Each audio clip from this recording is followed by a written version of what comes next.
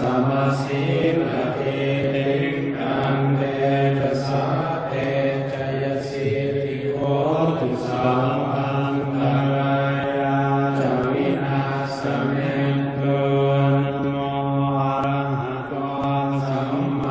สัมพุทธัสสะมเห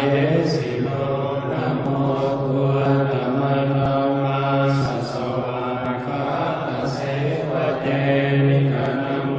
มหาสังฆัสสะปิวิสุทธัสสิระติติโนนะโมโอมาตยาราภัสสะทะนะตยาสัสสะทุกขังนะโมโอมคาติตัสสะภะคะวะโตตยาสัพพินะโมคาระเวรวิราชันตุปาทวานะโมคารังอุปาเวนะสุวาติโหตุสัพพะทานะโมคารัสสะเตเจนะวิริยมิโมมิเอจวาเสวนาจะปานาอันนิทานันจะเสวนาปุจจะปุจนิยานังเอตัมมังกะรัมโมตัมมังปฏิโรปะเตสวาโสจะปุเตจะกะตะปุญญาตัสสัมมานิริจาเอตัมมังกะรัมโมตัมมังมาหุสัจจันจะสิปันจะวินัยโยจะสุสิกิโตสุภาสิตาจะยาวาจาเอตัมมังกะรัมโมตัมมังมาตาปิตุปาทานังพุทธทาราสสังฆโมอนาคุลักจะกัมมันตาเอตัมมังกะรัมโมตัมมังนานันจะธัมมจาริยาจะยากะกานันจะสังฆโมอนวาจานิคัมมานิเอตัมมังกะรัมโมตัมมังภารติเวรติปาปามาจะกานันจะสัญญโมอาปะมาโตจะนาเมสุเอตัมมังกะรัมโมตัมมังกาโพจะนิวาโตจะสันโตทิจะกตังนิปาคาเรนะธัมมัสสวนังเอตัมมังกะรัมโมตัมมังคันเตจะโสวัจจาสัทธาสมนานันจะอาสนังคาเรนะธัมมัสสาคาจาเอตัมมังกะรัมโมตัมมังตะโพจะรัมมจาริยังจะอริยสัจจานาราสนังนิมานะสัจฉิกิริยาจะเอตัมมังกะรัมโมตัมมังปุตตาสโลกตัมเมหิจิตังยาสนะกัมปติยโสกังเวรจังเขมังเอตัมมังกะรัมโมตัมมังเอ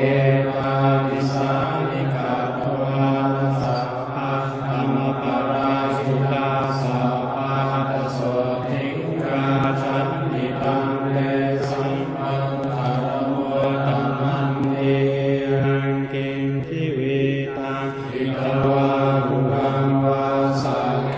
สุวายังรัตนังปณิตังนะโม